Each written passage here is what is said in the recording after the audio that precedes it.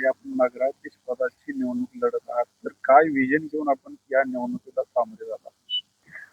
प्रथम मी सांगते की मी सौ शीतल सुशीलकुमार क्षीरसागर आहे. मला भारतीय जनता पार्टीकडून वरिष्ठांनी मला हे उमेदवारी दिलेली आहे नगराध्यक्ष पदासाठी. सध्या मी प्रभाग क्रमांक 10 मध्ये सौ गाडवे आरती प्रशांत व श्री माने तानाजी बाबू यांच्या प्रचारार्थाने आमच्या बीजेपीच्या प्रचारार्थ आलेले आहे. आणि माझं विजन अगदी क्लिअर आहे की मला पुढे काय करायचंय. जसं की महिलांसाठी शौचालय नाहीये. आता मी सगळीकडे फिरते तर मला हे एक लक्षात येते की महिलांसाठी शौचालय नाहीये. तर त्याच्यासाठी मी तो जो 50 लाख निधी उपलब्ध होणार आहे त्याच्यामधून शौचालय वगैरे करण्याचा मी म्हणजे असा निर्णय घेतलेला आहे. त्याच्याशिवाय आपले तात्या माने यांच्या महायुतीच्या काळामध्ये आपल्यासाठी ड्रेनेज लाईनची 129 कोटीची योजना मंजूर झाली होती. तर त्याचं 40 ते 50% पर्यंत काम पूर्ण झालेलं आहे. तर राहिलेले काम पूर्ण करून घेण्याचा माझा मानस आहे. त्याच्याशिवाय आपल्या पाईपलाईनचं 150 कोटीचं काम झालेलं आहे, तेही 40-50% झालेलं आहे. तर तेही काम कंप्लीट करून घेण्याचा आमचा प्रयत्न राहील. आणि रस्ते सुधार, ह्याच्यामधून रस्ते सुद्धा आपले जे पाईपलाईनसाठी फोडलेले आहेत ते सगळे रस्ते नूतनीकरण करून घेण्याचा आमचा प्रयत्न राहील आणि आम्ही ते करून घेऊ. त्याच्याशिवाय खाजगी रुग्णालय, सरकारी रुग्णालयामध्ये सुविधा कमी आहे, त्याच्यामुळे लोकांना गैरसोय होते. पुण्याला किंवा सोलापूरला जावं लागतंय, तर त्याच्यामध्ये सुधार व्हावा. आणि शिवाय आपल्या युवाकडे भरपूर टॅलेंट आहे, कौशल्य आहे, तर त्याच्यासाठी क्रीडांगण व्हावं किंवा आपल्यासाठी व्यापारी संकुल नाहीये, ते व्यापारी संकुल व्हावं. ह्याच्याशिवाय अशा बऱ्याच म्हणजे योजना आहेत. आणि मेन रोडची जी म्हणजे मेन रोड जो व्यवस्थित नाहीये, जो रस्ता कच्चा आहे, तो करून घेण्याचा प्रयत्न राहील.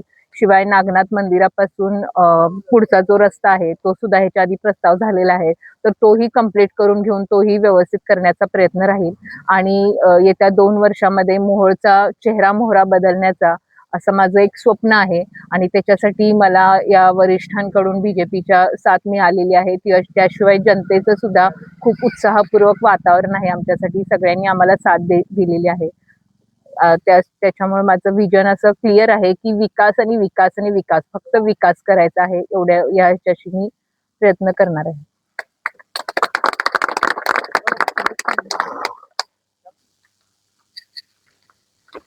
भारतीय जनता पार्टीच्या माध्यमातून आम्ही नगराध्यक्षाचे उमेदवार सौ शीतल सुशील क्षीरसागर, त्यासोबत 20 उमेदवार खाली एक स्वच्छ प्रतिमेचे आणि दर्जेदार काम करणारे जे सुशिक्षित असे उमेदवार आम्ही सर्व 21 उमेदवार दिले आहेत. आम्ही गेल्या 8 दिवसापासून 15 दिवसापासून प्रत्येक वार्डामध्ये होम टू होम प्रचार करत आहोत. आज प्रभाग क्रमांक 10 मध्ये आम्ही, जो की आमचा भारतीय जनता पार्टीचा बालेकिल्ला आहे, 16 आणि 17 म्हणून प्रभाग होते. त्या एका 16 मध्ये मी निवडून आलो होतो आणि 17 मध्ये आमचा उमेदवार निवडून आला होता. त्या प्रभागामध्ये आज आम्ही होम टू होम डोरचं आज प्रचार यंत्रणा करत आहोत. या प्रभागात 10 म्हणून असणाऱ्या उमेदवार सौ आरती प्रशांत गाडवे व 10 म्हणून तानाजी मेजर माने अशा दोघांच्या आणि नगराध्यक्षाच्या तिघांच्या प्रचारासाठी आज इथं आम्ही आलो आहे. त्यासोबत आमचं एक क्लिअर विजन आहे की जनतेसमोर आम्ही काल भारतीय जनता पार्टी म्हणून एक पत्रकार परिषद घेऊन आमचं विजन जे आहे ते आम्ही स्पष्टपणे पुढे मांडलेलं आहे. जाहीरनामा आमचा पूर्ण मांडलेला आहे. त्यात आम्ही स्पष्टपणे सर्व व्यापारी संकुलनाचं पायाभूत सुविधा असतील, घरकुल असतील, रमा योजना असेल, पंतप्रधान आवास योजना असेल, या अंतर्गत गेल्या 10 वर्षात 2014 पासून मोदी सरकारच्या काळामध्ये प्रत्येकांना घर देण्यासाठी आम्ही प्रयत्न केलाय. त्यातूनही काही लोकांची घरं राहिली आहेत. त्यासोबत या पहिल्या टप्प्यामध्ये आम्ही थोडेसे भूमिहीन लोकांना घर देऊ शकलो नाही. ती येणाऱ्या काळामध्ये 300च्या पहिल्या टप्प्यामध्ये आम्ही 300 घराची योजना करणार आहोत. त्यासोबत रस्त्या, गावातील मेन रोड असेल, शिलंगपान रोड असेल, असे अनेक रस्ते आहेत.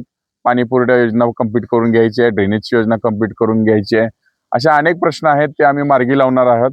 आणि एक विश्वास आहे की केंद्रात भारतीय जनता पार्टी सरकार आहे, राज्यात भारतीय जनता पार्टी सरकार आहे. त्यामुळे या मोहोळकर जनतेला आम्ही आवाहन करतो की मोहोळमध्ये सुद्धा भारतीय जनता पार्टीचा नगराध्यक्ष व सर्व उमेदवार खालचे आपण निवडून दिलात तरी एक ट्रिपल इंजिन सरकार होऊन या शहरामध्ये जे विषय प्रलंबित राहिलेत ते मार्गी लागतील.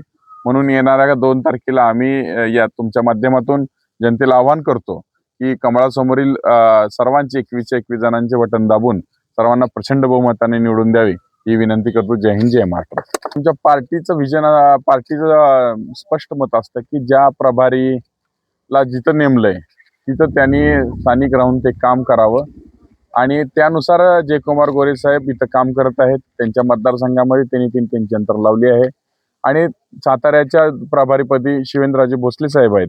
त्याच्यामुळं 100% इथं राहूनच त्यांनी काम करायचं आहे हे जयकुमार भाऊनी. आणि या निमित्तानं मी उमेश पाटलांना हे म्हणतो की तुमचं तुम्ही बघा, तुम्ही एक चिन्ह देऊ शकला नाही मोहोळमध्ये आणि दुसऱ्या ताटात बघायचं तुमचं काही कारण नाही. तुम्ही आधी इथं मोहोळ शहरामध्ये एक चिन्ह तर देऊ शकला का? एक तुम्हाला माणूस मिळाला नाही.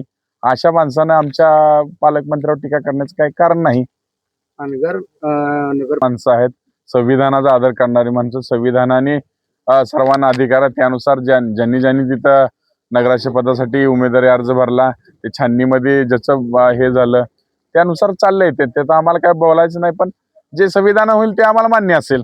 पण सध्याच्या घडीला तर आमचा उमेदवार तिथं बिनविरोध निवडून आलेले आहेत. माननीय अजिंक्य राणा पाटील यांच्या पत्नी तिथं प्राजक्ताताई निवडून आलेले आहेत त्यांनी आणि तसं ते डिक्लेअर बी झालेलं आहे तिथं.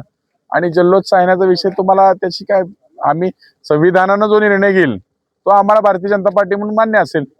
उद्या पालकमंत्र्यांची सभा होती त्या बाबतीत काय सांगतात?